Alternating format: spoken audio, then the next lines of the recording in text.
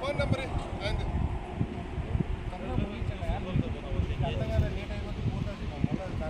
వేరే వేరే పెడతారు, వేసుకోలేరు. క్యాష్ పెట్టుకొని చలాన్ కడతాడు, చలాన్ కట్టాలి కదా.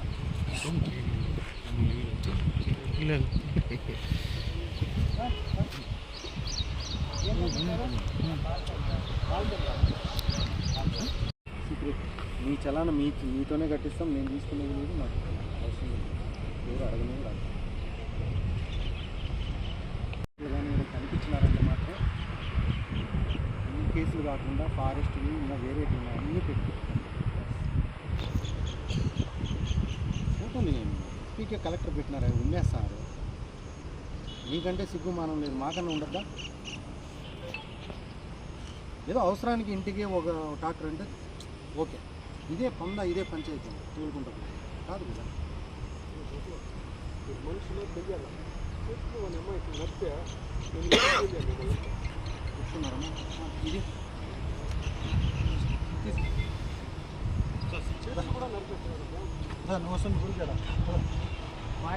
మీరు ఎస్సీబీ స్టేషన్ పరిధిలో పల్మనేరు పక్కనే క్యాట్ ఫామ్ దగ్గర ఉన్న కౌండిన్యా నదిలో అక్రమంగా ఇసుక తవ్వి తరలిస్తున్నారన్న సమాచారం రాబడింది. మేము మా సిబ్బంది కలిసి ఇక్కడికి వచ్చి దాడులు చేయడం జరిగింది.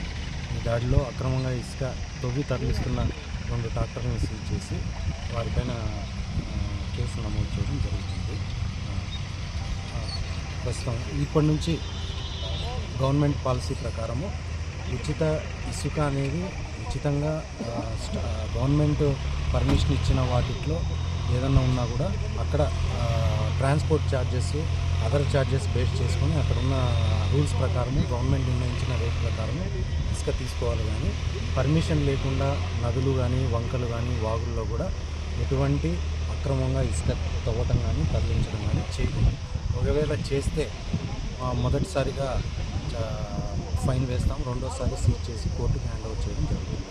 ఈ విషయంలో మాత్రం గవర్నమెంట్ నుంచి కఠినమైన చర్యలు తీసుకోబడతాయి. పై అధికారుల యొక్క ఆదేశాల మేరకు ఇవన్నీ చేయడం జరుగుతుంది. సార్ ఎన్ని వెహికల్స్ సీజ్ చేశారు? 2 ట్రాక్టర్లు సీజ్ చేశాము. మిగిలిన గ్రామస్తులకు కూడా సంబంధించిన చుట్టుపక్కల గ్రామస్తులకు కూడా మేము కౌన్సిలింగ్ ద్వారా వాళ్ళకి తెలియజేస్తాం. కొద్దిగా చేయాలా వద్దా, వాళ్ళు ఉచిత ఇసుక అన్న ఒక క్లారిటీ లేకపోవడం వల్ల వాళ్ళు కన్ఫ్యూజన్లో ఉన్నారు. అవన్నీ కూడా మేము కౌన్సిలింగ్ చేస్తాం.